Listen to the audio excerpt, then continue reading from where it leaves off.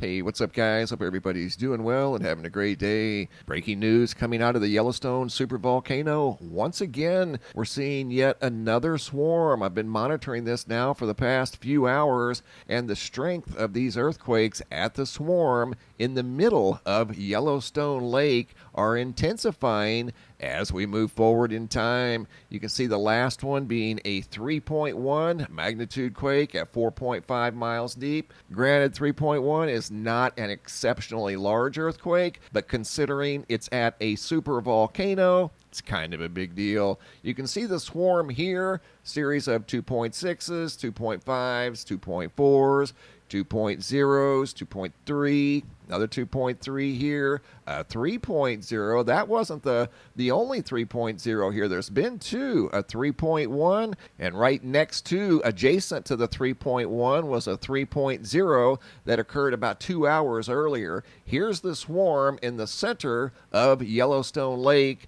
kind of scatters out over here by Frank Island and along the shore of Yellowstone Lake. This is a new swarm that started last night around 11:25 p.m. and it's been ongoing throughout the overnight hours. Here's a look at the seismographs over at the supervolcano caldera, and you can clearly see there is a boatload of earthquake activity across the lower portion of these seismographs, and that is the overnight hours up to the present time that we're looking at right now. There was just a 3.1 that will more than likely be showing up on here soon. Looking at the global seismographs, nothing showing up globally from the isolated incident at the supervolcano caldera. Looking at some of the seismographs that are in the local area positioned around the Yellowstone supervolcano caldera, one over here at Flag Ranch, just north and slightly east of Yellowstone Lake, where the swarm is occurring right now, and you can see there are earthquake signatures on this seismograph,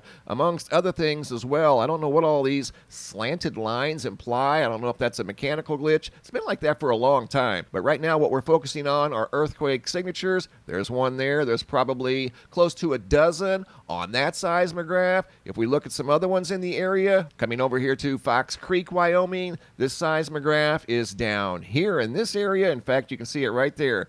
Fox Creek, that's where that seismograph is located, and it too is showing a abundance of small earthquake signatures. So the activity is showing up on the USGS plots, these two seismographs, Fox Creek, Flag Ranch, and then it looks like all of the seismographs at the caldera are showing, like I said, an abundance of earthquake activity. I don't think I've ever seen quite that much on here at one time. Look at that. All of those red vertical lines are earthquake signatures. This is a supervolcano. Little West Thumb, I mean, there's too many to even count at that particular one. This one here at Little West Thumb is right in the area of the earthquake swarm. See the swarm right there in the center of Yellowstone Lake? That again started around 11:25 p.m. last night on the 15th. It's been going on all night during the overnight hours. Small quakes ranging anywhere from a 1 all the way up to a 3.1. According to this map right here, there's been 24 earthquakes at this swarm and counting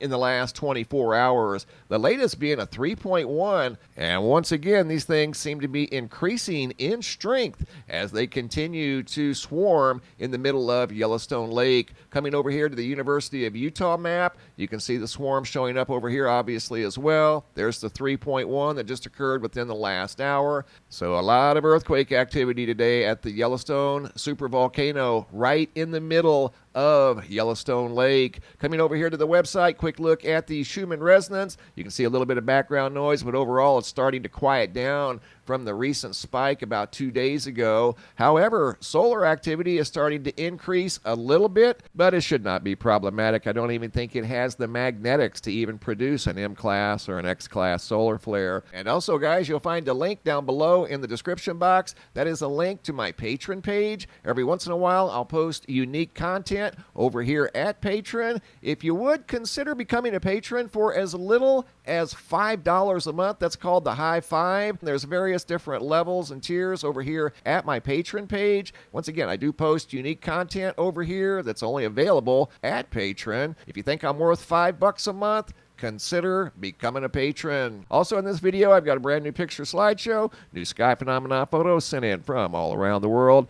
First photo here sent in by Corey out of Fort St. John, British Columbia. This is of some recent noctilucent clouds back on June 25th. This is at around 11:30, 12 o'clock at night. Should be dark, but the noctilucent clouds dominated the sky that night, and Corey sent in those incredible pictures. Speaking of incredible, Yvette out of Kansas City, Missouri. Spectacular storm clouds above KC Mo. Jamie Lee out of Sperry, Oklahoma. Fiery orange sky. Christy out of Las Vegas. This is from some recent wildfire smoke as it was moving through the sky, temporarily blocking the sun. And sometimes the smoke will act as a solar filter, like you see right here. Here's the actual sun. Here's the light from the sun as it's reached the earth. 8 minutes later, another photo by Christy out of Las Vegas. Some very unique clouds also associated with the wildfire smoke. Catherine out of Liverpool, United Kingdom. Notice what looks like a big triangle in the sky above the United Kingdom. Another one here by Aaron out of Minnesota. Looks like a giant triangle in the sky, almost the same size as we just saw above the United Kingdom. This next segment is a video clip sent in by Emily above Thousand Oaks, California. She took the video because she noticed this dark object over here. In fact, there was a couple that looked out of place, possibly even three. You can see one right here. They didn't look like the rest of the clouds in the vicinity. She took this from an airplane at approximately 35,000 feet. Photo here sent in by Daniel out of Wichita Falls, Texas. Got some ominous looking storm clouds rolling through the Texas area, and these were very photogenic clouds. I would have been taking photos of these myself. Look at this big shelf cloud coming in like a large mothership. Great photo sent in by Daniel out of Wichita Falls, Texas. Mark out of Buffalo, New York. Spectacular sunrise. Looks like a golden crown off in the distance as the sun is setting low on the horizon. Great job, guys. Keep the photos coming. If you have any photos you'd like to share, you can send those to reports at MrMBB333.com. Thanks for watching. Have a super day and be safe out there.